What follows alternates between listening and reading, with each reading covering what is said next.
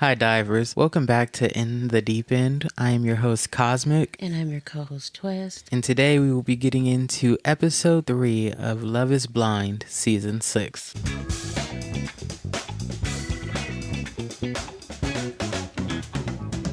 So, the episode starts out with the girls in the dorm, some of the girls in the dorm. And what did you think about, I believe it was Sarah Ann's pickup techniques? I think it was Sarah Ann. You know what? I thought it was funny. And as women, we've gotten away from those things. We've gotten away from the whole pickup, flirting, throwing your handkerchief down. We've gotten away from that. So I thought it was pretty funny. And the other girls thought it was crazy. But that's what we as women used to do. We used to faint, on purpose and stuff. Ridiculous. And throw something down on the ground, hoping they'll notice it and pick it up. We have gotten far away from that. So that's what that reminded me of. I was laughing. I thought it was funny. Well, she claimed that none of those techniques were working. Well, she not said this either day they and had a age. girlfriend, they were married, or they just weren't interested in talking. So what do you think about her final pickup face, I should say? I don't remember what it was. Basically, she said she would just stare at them like this. That's a no for me. Making making super uncomfortable eye contact. And she said, if they turn away and then they look back at you, you got them. Have you ever done that? Absolutely not. No. No, I'm not going to be looking at them like I'm a stalker. No, that's not for me. And that's what she said. She said, especially when I'm drinking, my friends say, if you keep staring at people like that, they're going to get a restraining order on you. Exactly. But you know what? For me, I just flashed this cute smile. Yeah, so I thought that was super funny. It was hilarious. I was kind of like, she's so crazy. She's ridiculous. Then the scene switches over and we have Johnny and Amy in the pods. Oh, no. I'm sorry, guys. The next scene we have is Johnny and Amy are on their way to meeting each other for the first time after Johnny proposed. And what did you think about when the doors opened? I thought it was very cute. Did you? I did. It was super cute. It was like they were teenagers. That's kind of the feeling I got when I watched the whole interaction. I think they were both very happy aesthetically. And You do? I do. I think they were very happy with each other. I think Amy was a little disappointed. That's because you don't. That's because you don't like how he looks. That's not. That's why That's you not think true. that. That's not true. I think that Amy was a little disappointed. I think that she's nice, so she was kind of like. I think she's giving into the experience, but I don't think he's what she initially wanted. I don't know. Physically. To me, I think they were both really cute and really enthused with each other. I think but Johnny was. Johnny definitely was. I mean, He he was was. like, I just love you. So it's really cute. But I was really happy for them. It seemed to be a good scenario with those two. I felt like maybe she's just not a touchy-feely person, especially when they're sitting on the little... Like the little couch or the little chair, bench kind of thing. Right, when they're sitting on the little bench. She's her body language is kind of away from him. She's not really, leaning on him and he's like leaning on super far and she's just kind of staying where she is. And there's this one particular moment where they're kissing and her hands are just crossed on her knees and she's just barely like, Well, she's giving off the good Catholic girl vibe. Boo. I think that's what that was. I get what, for her parents' sake? Well, you know how that goes. Yeah. Or Probably. whomever is watching. Exactly. Yeah, I hope that, they work out because Johnny is super enthused. I think he's enthused more now than he was in the pods. But yeah. And why is Johnny's hair looking all ragtag? I think that's his whole get down. I think that's how he looks. That's his style. He was not at his best, if you ask me. He has that surfer white boy look. That was not surfer white boy. Like straight out of the water. Yeah, that's kind of how he looks to me. He looked like mad scientist, if you ask me.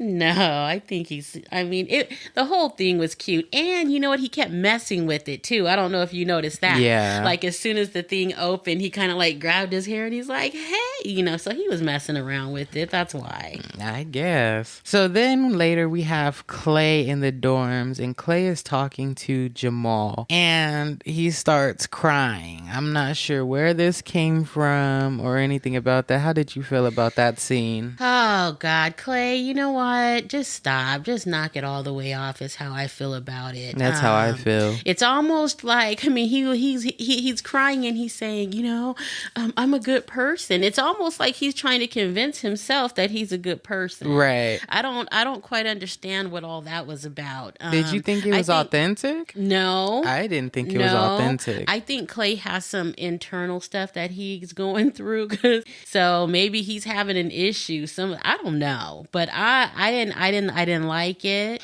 I didn't think it was genuine. And it's like, boy, stop crying, man. If you don't stop crying, just knock it off. And it's not like he's a crier all the time, but if you're gonna cry, this is the first time he cries in the episode. If you're going to cry, be authentic. What was the point in? There was no reason to cry. It didn't even feel real to me. It didn't translate to the viewer, maybe. Yeah, maybe there was some other stuff going on that they just didn't show us. Right. But what production decided to show us did not translate. It did not. It looked ridiculous. And it made him look ridiculous. Exactly. It did.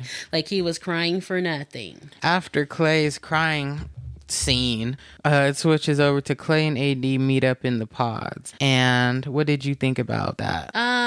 If I could go back to the whole Clay crying scene. Yeah, go ahead. And thinking about it, one thing that I think was good is black men talking about emotion. And that's kind of what I was getting at, because I don't want to discourage that aspect of it. Right. But it just didn't seem authentic. It seemed like he was doing it for the camera's sake, or he was doing it to seem, like you said, appear like this good guy, or I don't know.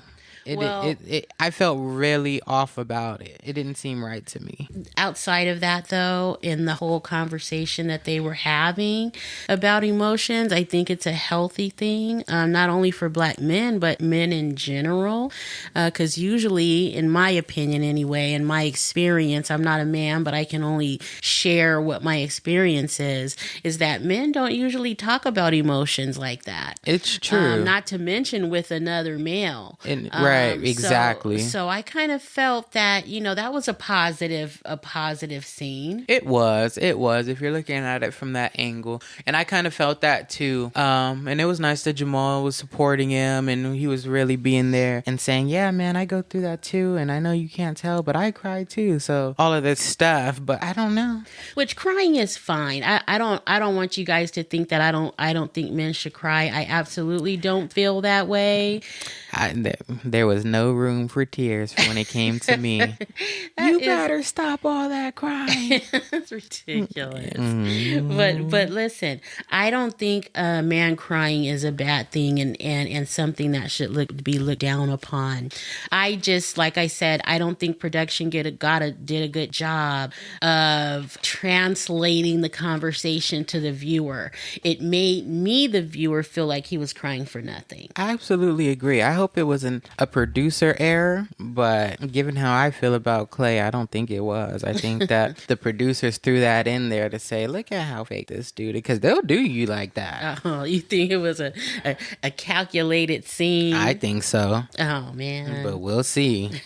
AD in the pods, while she was talking to Clay, was saying that, basically talking about their last interaction, and Clay apologized for how he responded to her talking about the whole ordeal with Matthew. And she goes on to say that she doesn't respond well to being yelled at. Do you think that it's a good idea to tell your spouse your weaknesses, or your future spouse your weaknesses? Of course, I think it's a good thing, because if they're the right person for you, they could assist you in those times of weakness. And I think it's a good thing to be completely transparent with whoever you intend on making some sort of a life with. I just kind of feel like, especially when it's men and women, heterosexual relationship, that a lot of the time men are no good a lot of the time. And you telling him your weaknesses, he is only in turn going to use those against you in the future.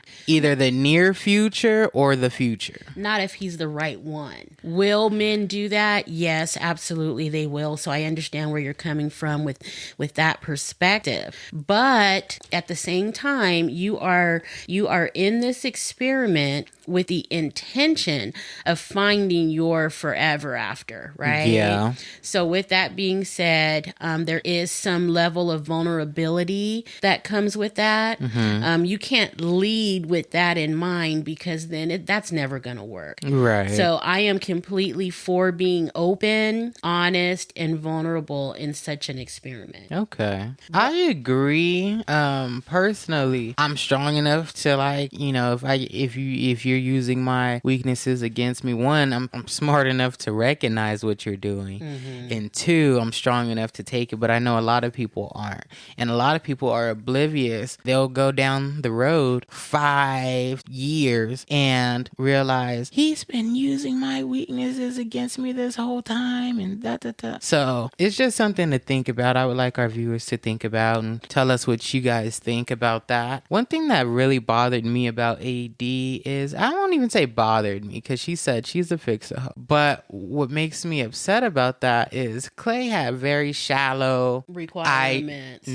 Ideas of what he was going to bring to AD's life. And AD's like, oh, you know, when you're with me, I'm gonna make sure you're more confident. I'm gonna make sure you're looking good. I'm gonna make sure that, you know, you feel loved. I'm gonna make sure. And I was kind of feeling like, damn, AD, you're putting in so much to this guy who's barely giving you anything. And it sucks, because I understand, I've been that person to give a low for a couple crimes, and that's kind of what she's doing. And I wonder if she recognizes that. Hopefully when she's watching this series, she will notice some things about herself, because to me, she comes off like she's trying to be the perfect person for everybody. Yes. Whoever she talks to, she's that perfect person. That's exactly what she seems like. Yeah, and it's unfortunate that she feels that she has to do that, because in real life, nobody is that accommodating and nobody is that agreeable.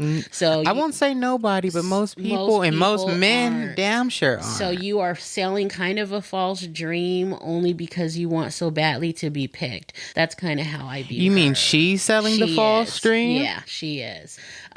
She could be a wonderful person. She does seem like she's a sweet girl.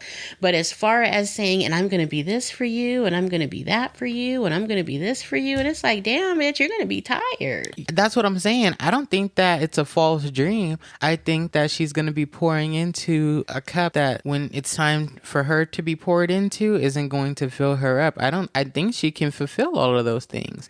You know, I heard a TikTok video not too long ago, and there was this lady, and she was all like, do you know how if you know you're a real one or not? And okay, I'm gonna tell you, and you have to be honest with yourself now. Do you leave people better than you found them? And if that's been your experience, that this is what you do for people in their life, then there's nothing wrong with telling them, like, you know, this is what I bring to the table. This is who I am and what I can do for you. But why give that to someone who can't, I'm not gonna say even reciprocate, but he's not, what is he gonna bring to you? Well, she doesn't know that just yet. I think that's something she's trying to figure out with this experiment that they're in right now.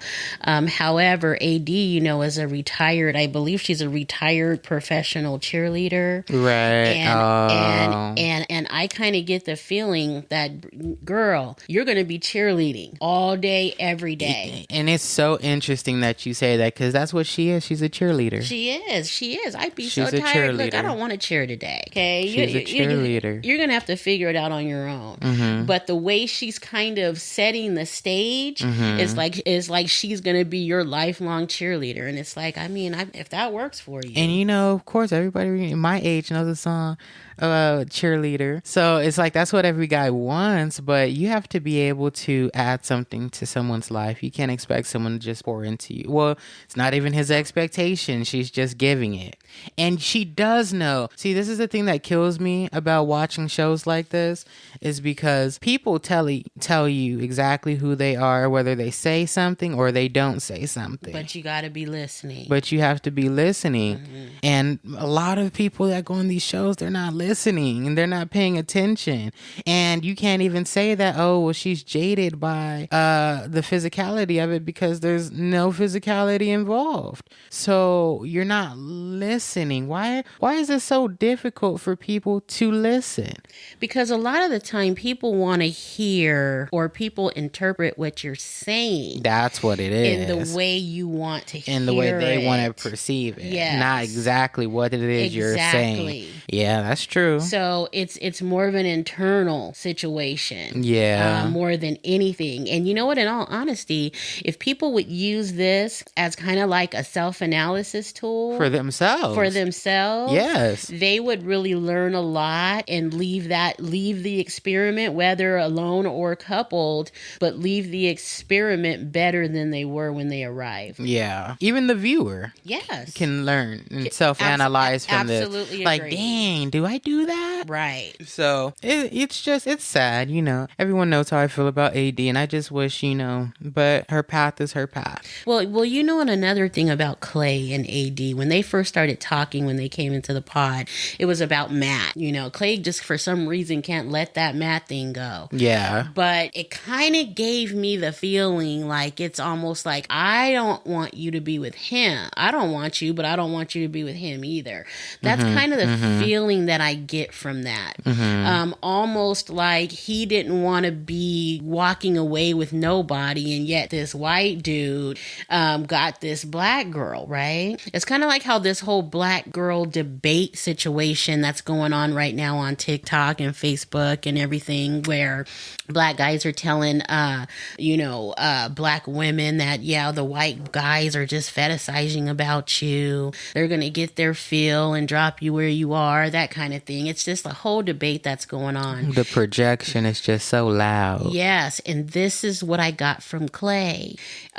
He wanted to, that's probably why he was crying, because he knows he doesn't really want to, but he didn't want Matt to be with her. Who's to say? But that's kind of how it felt to me. I think part of what you're saying is true. I don't know if it's so much so racy, but I do think that Matt being who he is as a person, Clay did not want to lose, if you will, to that him. Person. Right. Yeah, I agree with that. I think white could be an aspect, but I don't think that that's the whole pie.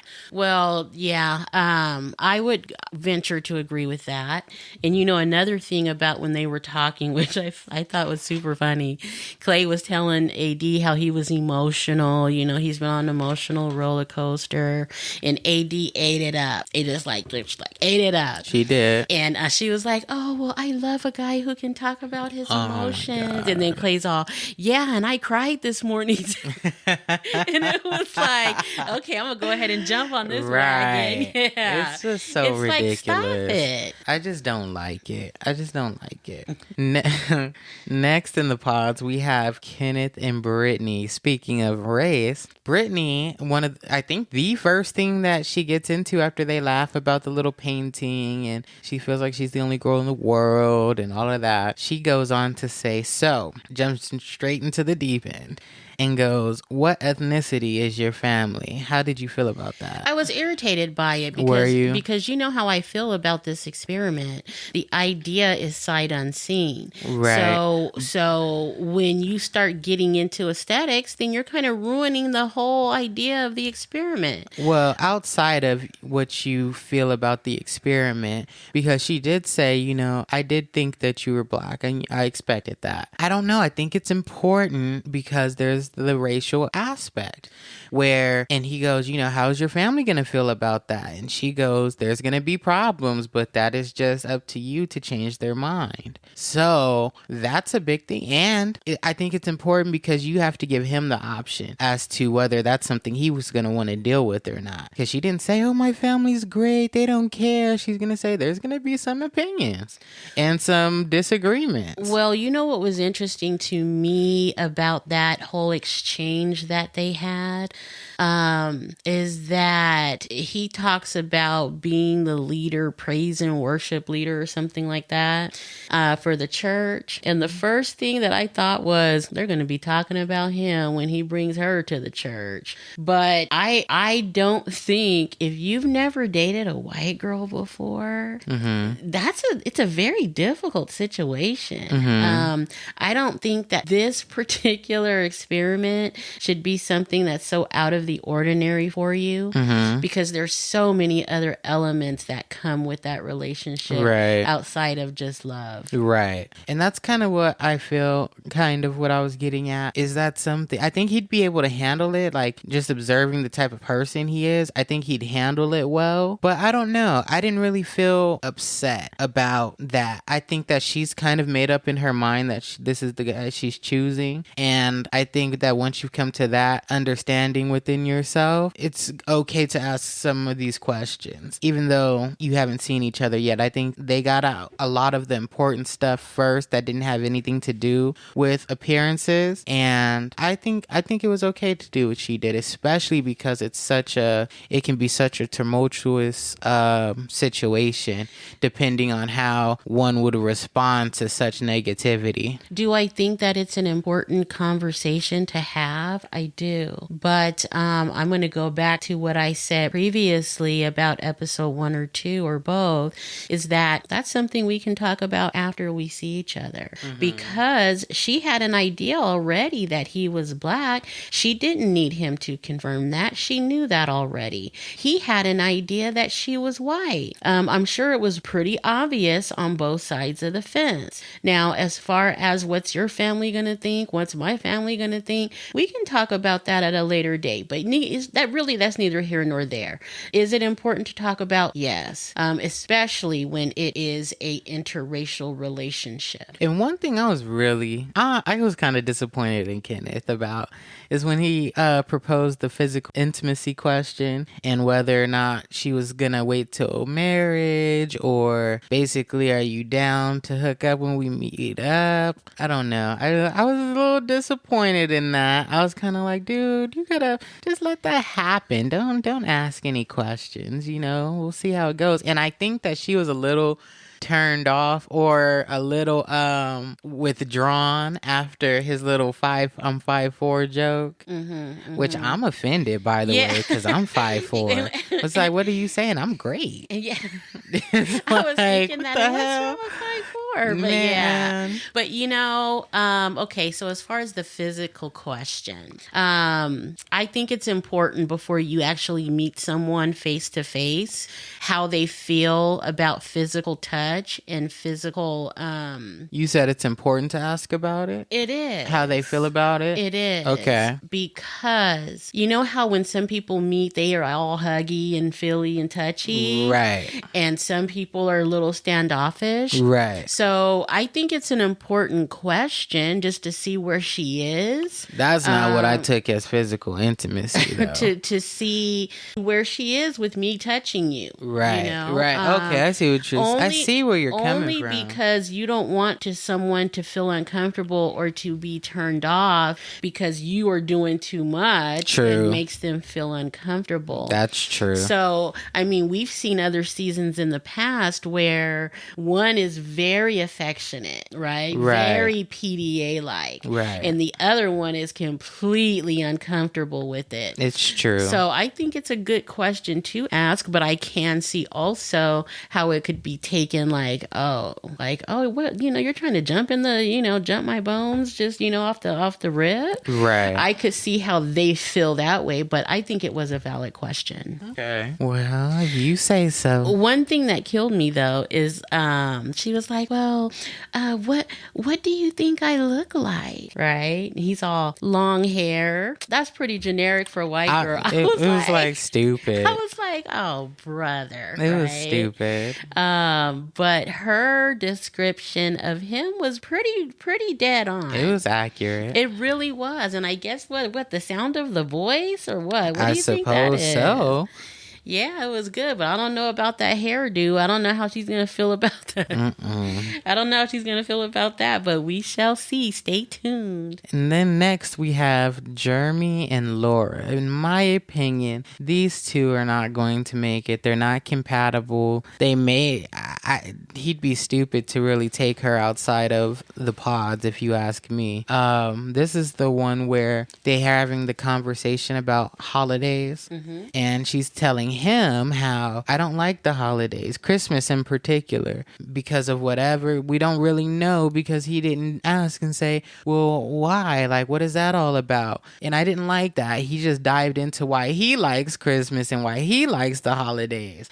And, you know, it's because it was oh so great, oh so great. And she's just kind of sitting there like rolling her eyes and kind of, you know, I didn't like that. And I just don't think that they're going to work. The energy just doesn't even seem right between the two of them. Well, you know, to me, I thought that conversation was a very good one to have. Now, as far as the reaction, yes, I agree. And something I didn't even think about, to be honest. But I was so enthralled, I think, with the conversation itself, because to me, that's a very important thing. Because you do need to know how important holidays and celebrations are for your mate versus your own family. Because Christmas is something that's very near and dear to my heart. And it's something that, listening to Jeremy talk about it, I was like, oh yeah, me too. That's how I feel about it. But being with a mate who's not with that could cause an issue. Right. Because you want to go. And that's my whole or host. And that's my whole point, because you're sitting here worried about what your idea is, and you're going to try to put this person into your idea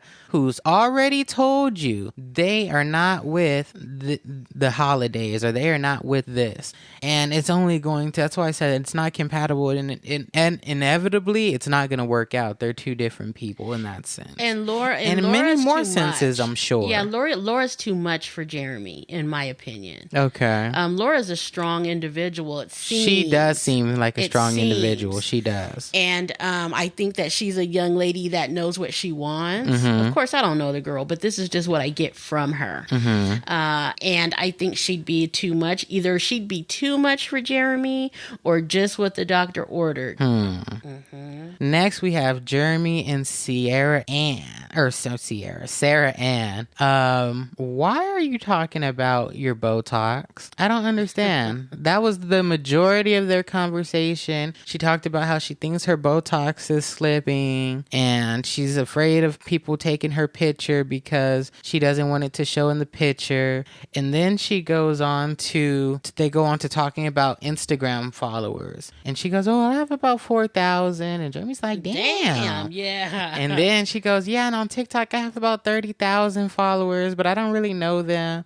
So I thought that was interesting. What do you think about this girl? I don't really care for her. I don't care for her. And if I were any man talking to her, my advice to him would be cut and run immediately. Because what's there? Far away. What's there? All you have to talk about is your Botox. It's like, who cares about your Botox? You're supposed to be talking about some importance. Well, what was interesting is that she said, yeah, well, I do both my top and bottom, because it was a question Jeremy asked. And she said, yeah, I do both top and bottom because, I like to take pictures. And it's like, It's like, what? No, because you're supposed to be cleaning up and cooking dinner. You're going to be cleaning up and cooking dinner. You're going to be taking pictures. She's putting women back into the 1800s. Damn. Well, let's keep it real. We women do it all. We cook, clean, and work an 8-hour shift, and sometimes even more. It's just the fact of the matter. True. So you're supposed to be doing all this, and you're busy taking pictures for the gram. That's basically what she was saying. Basically, cut and run now. And I think she does have an OnlyFans, but he just didn't take it well. So she was like, oh, I'm kidding. Yeah. But you know what? That was a good question, because if you feel a certain type of way about that sort of a situation, having an OnlyFans page, it's something you should know up front. Because even if you have one, right, and then you say, oh yeah, well I had one, but I shut it down, there's a possibility that somewhere in the future they will have another. I bet you if they were having money problems, he'd be the one telling her, you might want to start up that OnlyFans. No. I don't think so. Men, Look, men, men feel real funny about that kind of stuff. You know what they're saying about Beyonce? No. And Jay-Z? No. Oh. What are they doing? They got an OnlyFans. No, they don't got an OnlyFans. But you know how they say Jay-Z does Beyonce? Oh man, I don't know. Listen, most guys are most guys got a problem with their woman being on OnlyFans. But you gotta. I mean, some have open minds, but I think very few. Up next, Kenneth and Brittany are back into the pod. Kenneth proposed. Brittany seemed ecstatic about it. What did you feel about the proposal?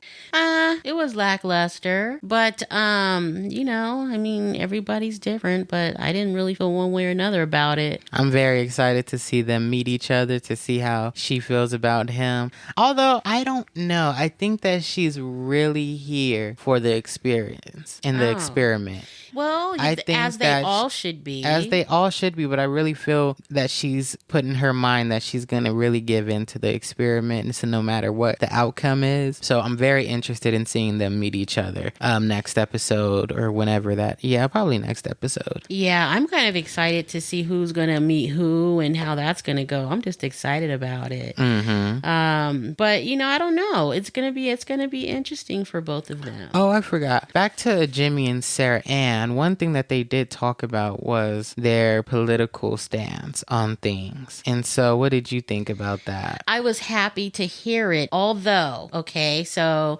Jeremy is the one that brought it up, right? I do. Well, yes, no. I take that back. Sarah actually brought it up and said she's conservative. And then Jeremy said, oh, so how do you feel about abortion? Yeah.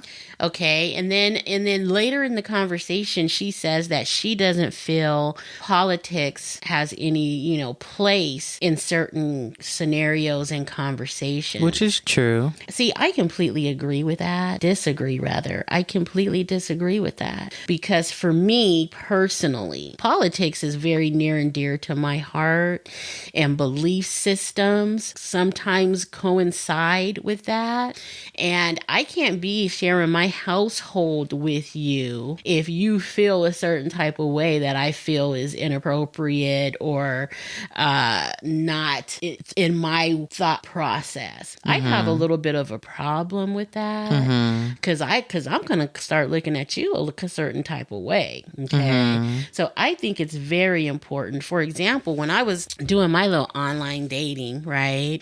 And I'd start talking to folks and I'd say, you know what, let's just go ahead and get it all out right now on the table. Are you voting for Trump? Okay. And if that answer was yes, I was pretty much done at that point. Cause there's nothing else to discuss with you, and anything that was to come to the table, it would probably be a knockdown drag out. So why even go there? So I think politics is important. I am not with the old belief system of you don't talk about religion and politics. I don't believe it. Well, and I feel like that's not what she said. I feel like she said that it doesn't have a place in certain conversations, and I do believe that. I think that politics, just like everything else, has its corner, and it doesn't belong in everything. Nothing really belongs. Well, nobody said it belongs in everything. Well, this is what she said. She says, I don't believe politics have a place in certain conversations. And that's true. To me, that's very factual.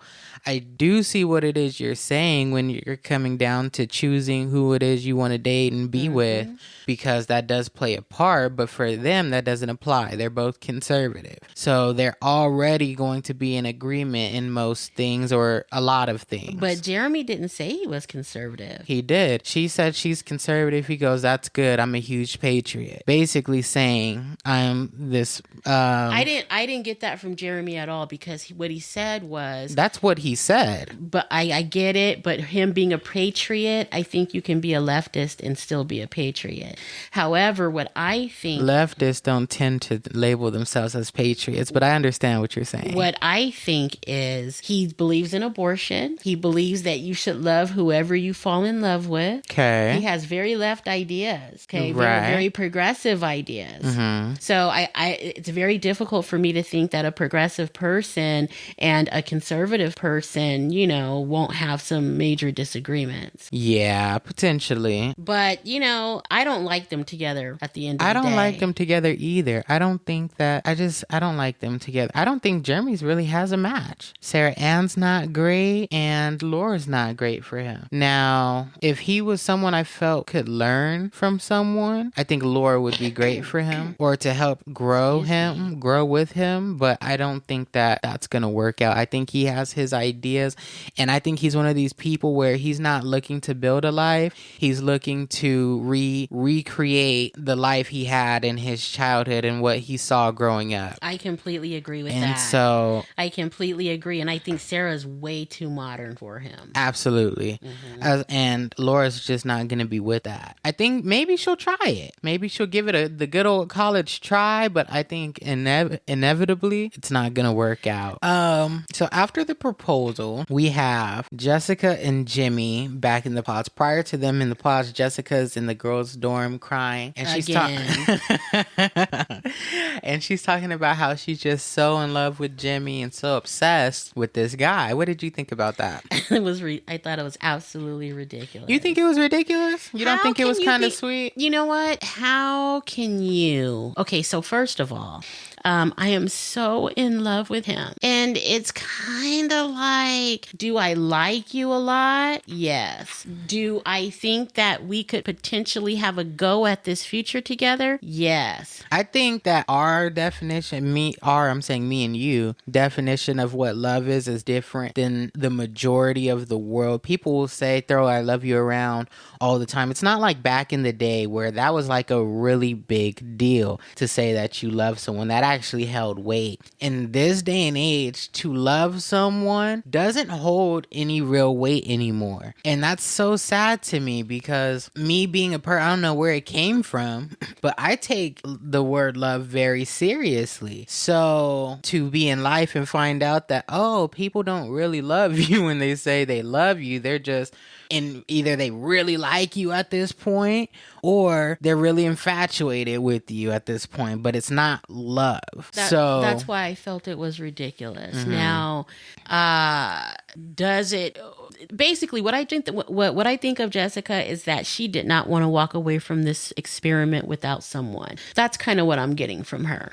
I just want to try somebody. So even though, because Jimmy's been very standoffish ever since the kid conversation. Okay. He's not as enthused as he was at first. And she hasn't quite picked that up yet. So for me, she's saying how much she just loves this person. I don't know if she was saying that for the other girl's sake in the pod, or is it something she really feels? I don't know, because when she is in the pods with Jimmy, she is talking to him. She's kind of, her energies kind of shift at this point, if you ask me. I think she's very serious at this point, and she's really throwing her line out there, hoping that she gets a catch.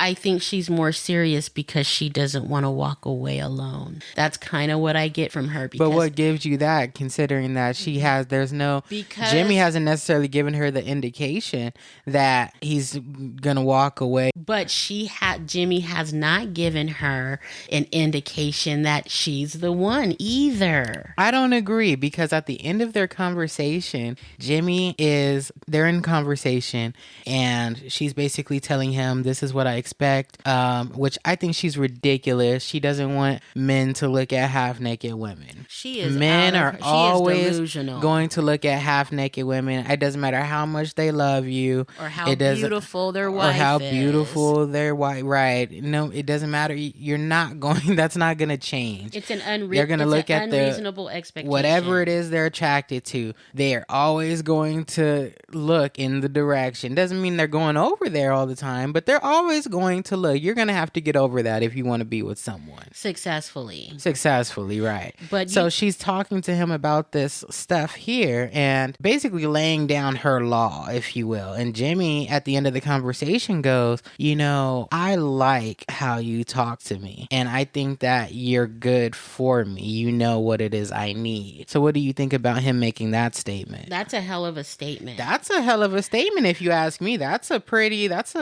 He's standing on something, if you ask me. That statement, I think, holds a lot of weight for any man to say that to a woman. But I just couldn't get past the first little bit of that episode where she's talking about her daughter again. Oh my God! But to be fair, wait a minute. She's talking about the daughter and about something about her day, and they eat dinner and whatnot. And Jimmy's cracking his knuckles, right? And she's like, "Oh my God, are you cracking your knuckles?" Ridiculous. That just irks me. And I thought to myself, no, he's telling you shut the hell up about Autumn because I don't care. But in her defense, he said, what does a typical day look like for you? Not what does a typical day look like for you with me. He said, in your everyday, what does your everyday life look like right now? So she was telling him, this is what my life looks like right now. This is what I'm doing. And you know this, but see, you would think, okay, is that her typical day? Probably yes. But you would think she would have, well, I don't know, because not everybody thinks like this. It is very difficult for a man or a woman to come into a relationship as a permanent number two. Because in coming into that relationship, because every time you ask her something, it's about her daughter, that is a clear and cut situation. I am coming into this relationship at a number two, could never go any further, and potentially number three, because a person's going to always put themselves first, then it's your daughter, then it's the daughter, or the daughter first, then you, however you think about things, and then you are that third person. But to me, in most situations, that's just what it's gonna be when kids are involved, whether they're your kids or whether they're not your kids. You are not going, the only time you're going to be the primary and like you said, you're never going to be number one because someone's always going to put themselves first. So you should get that out your head immediately, and you need to discard that whole thought process because you're never going to be the number one. You have to be your own number one, and you guys come together as a team, and you can be a number one team. Now, that's only going to be when it's just you guys. Anytime there's kids involved, you're not that important anymore. Now you should be dedicating your attention to building a respectable person for life and society. Life first and then society. It's not about you. And I think people get lost in that when they are thinking about, oh, I want a family and I want this, but I also want to be the only one that, you give attention to. I want to be the only one that you consider. That's not the case. And I think people need to open their eyes to that. And if that's what you're looking for, or looking for something close to that, don't look for someone with kids and don't plan on having any kids anytime soon. And that's why that and there, folks, is why Jessica shouldn't have even been on the show, because these are all young folks coming in here. Right. Well, she's young as well. Without these ties. Without the ties, right. So every time he asks you a question, you're talking about you and your daughter. It is a very, very tough scenario to come into a relationship as a third wheel. I'm just putting that out there. Yeah. I know how I'd feel about it. One thing I will say about Jessica, I think her little, that's my first round draft pick. I think that's cute. It was very cute. I like that a lot. I was like, oh, that's sweet. Yeah, I like that too. That was cute. Up next, after Jimmy is having his conversation with Jessica, he has another date with Chelsea in the pods. And of course, she comes in laughing and giggling again. Because that's all Chelsea does. And it's like another sushi date. It's like, yikes. Ugh. But I guess Chelsea Chelsea gets on my nerves with all that crying. Boy, I Boy, tell because you, she will cry, I don't. cry, and cry. I think as a little girl, she learned that crying gets you attention or gets you what you want, because it doesn't make sense otherwise. What are you crying for? There's nothing to cry for. Right. So yeah, that just makes me sick. It just makes me sick because she reminds me of one of these women that every time something doesn't go your way, or every time you want to say, "Oh, look over here, look at me," then you start all that. I hate it. I don't like it a lot. Jimmy has an energy to him, doesn't he? He has these girls just in complete distress. I like Jimmy. Both of them were like, "Oh my gosh, you're just so." You're just so like, it's like, I was like, damn, he has the juice apparently. Well, what I felt was interesting too is when Chelsea comes in and she gets a little drink and she goes, I gotta take the edge off. I gotta get the edge off. And I was thinking to myself, boy, those edges are probably pretty sharp. Right. And be a good thing if you could see them now. When it comes to Jimmy and Chelsea, I don't know how I feel completely about Chelsea in this episode. I don't know what to think. She was trying to be more talkative about what she's feeling and whatnot. I feel bad for Chelsea after this episode, to be honest. Why? Because Chelsea seems to me, this is an assumption, but I'm assuming she's always been the fat friend. Not to say she's fat now. She gives that energy. She gives that energy, and she's kind of like, and she knows, like, and she's aware because she goes, "You're not even really saying anything crazy, and it's just hitting me so hard." And, she's like really taken back by the attention that she's been getting, and I just kind of really feel bad. It's really sad, especially because you're so emotional and you're not even taking into account or being realistic with yourself that this person hasn't even seen you yet, and that you don't understand that when they see you, things may change. And so do you think Chelsea thinks she's not attractive? I absolutely think Chelsea knows that she's not attractive, because she tells people if she thought she was attractive, she wouldn't bring up that Megan Fox shit. Yeah, but that doesn't even make... I don't know. Maybe she does have the fat friend syndrome. I think she has fat friend syndrome, and it's really sad to see. You see it more when she is in... And she's of course, she's getting her little ego trip off of this experience, even though it's not 100% authentic because they haven't seen you. But she's getting her ego trip off of this, and she's in the pods with Trevor and Chelsea. And I felt really bad for Trevor. My little feelings were hurt. Why? Because Trevor goes, he's talking about how much he likes her, and she's just kind of sitting there like, yeah, yeah. And he ends up saying, I love you, And I would just like to say, because he's talking about, and I haven't been able to sleep. I'm not losing no sleep over no conversation, no pod conversation. I'm not doing that. I think that is the most ridiculous thing ever. For all you know, you're talking to Igor. Well, what I felt too with Trevor and Chelsea. She didn't cry not one time. Nope. Hearing Trevor say, I love you. Nope. Hearing Trevor say, I'm committed to wanting to be with you. Nope. Now, you would think that she'd be emotional about that. Mm-hmm. See, that was the key for me, that she's a manipulator. And you know what also gives me fat friend syndrome is because she comes into these conversations, or after these guys are saying these things to her, and already she's saying, I've gotten everything that I came to this experience for. Oh. How are you getting what you came here for? And you haven't even finished the experiment haven't even really started. Oh, so basically, she was coming in for confirmation that, see, I am a good person. Basically, or I am interesting. Or guys can like me. Yes. That's all she was really looking for. So basically, she's figured out that it's the exterior that's the problem. I hope that's what she's figured out, but we might be in for some good TV coming up here in the next couple episodes. Yeah, could be. But you know what I I do want to felt say?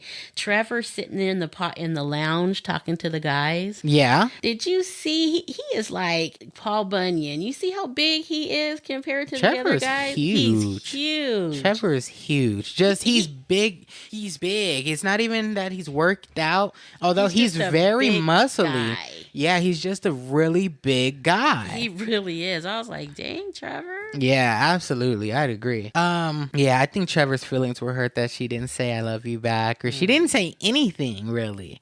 You know, she was just kind of, I know he was kind of like, I could tell it hurt his feelings a little bit. And I felt really bad about it.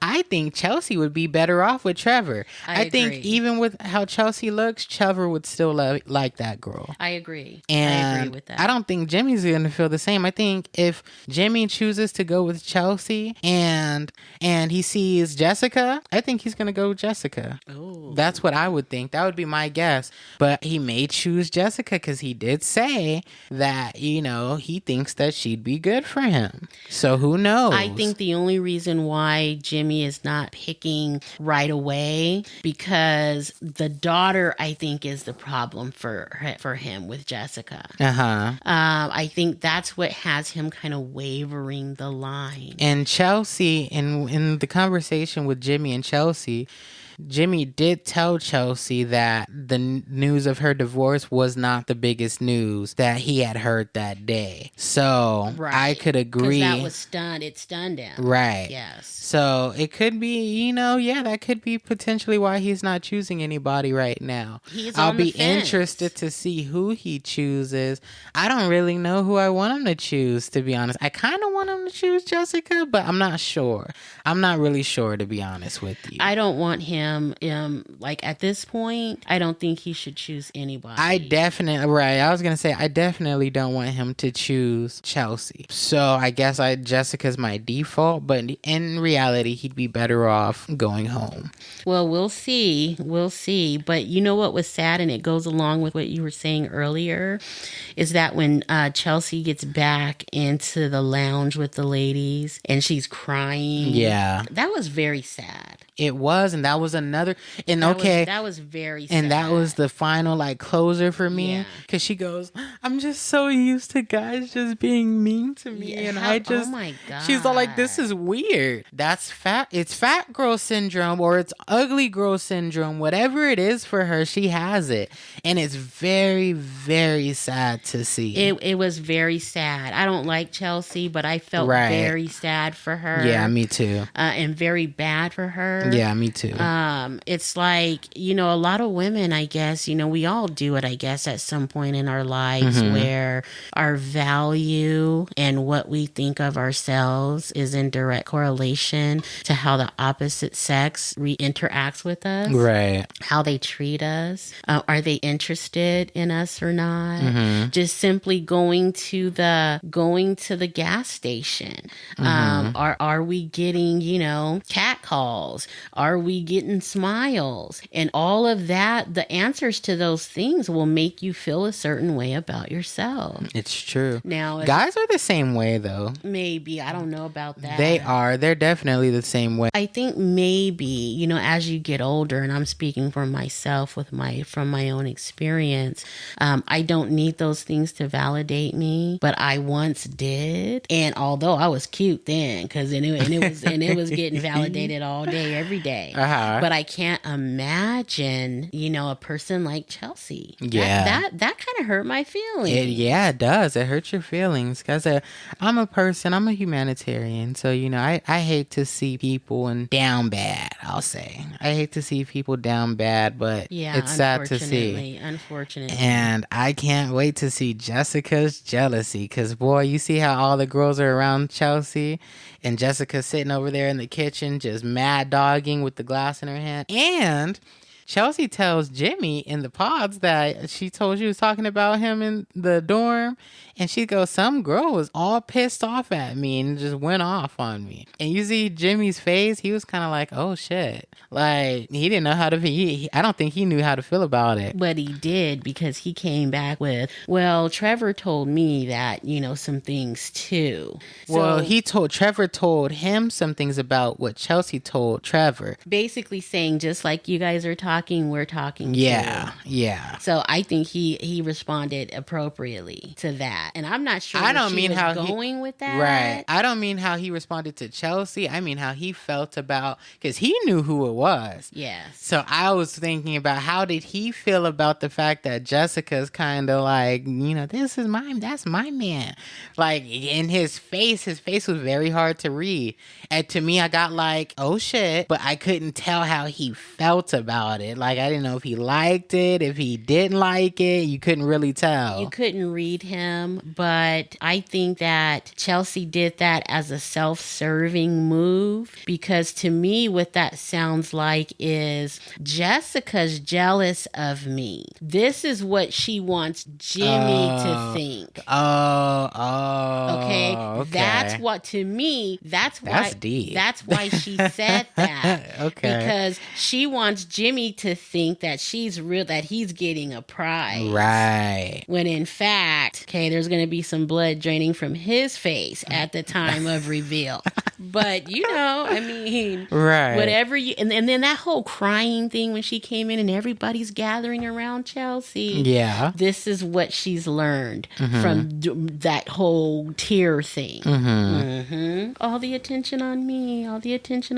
Yeah, I don't like it. Yeah, I'm not a fan of Chelsea. I do feel bad for the girl, though. I do. And I'd feel bad for anyone who... humanitarianly. Right, who feels that way. And, it's just sad to see. I hate to see people who don't have a lot of self-esteem. It's a sad thing. But that was all for episode 3. Did you have anything else from the episode that you'd like to go over or talk about? I don't have anything from the episode, but I do have something on a personal note.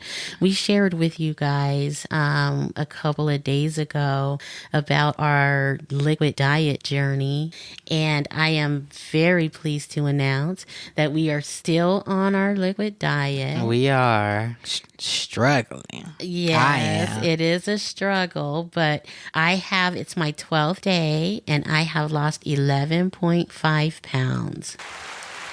Yay. So it's very difficult though. And you know what? It's more of a mind training exercise is what I'm starting to learn. And am I like starving? No. Am I hungry? No. But my mind tells me I want carnita tacos.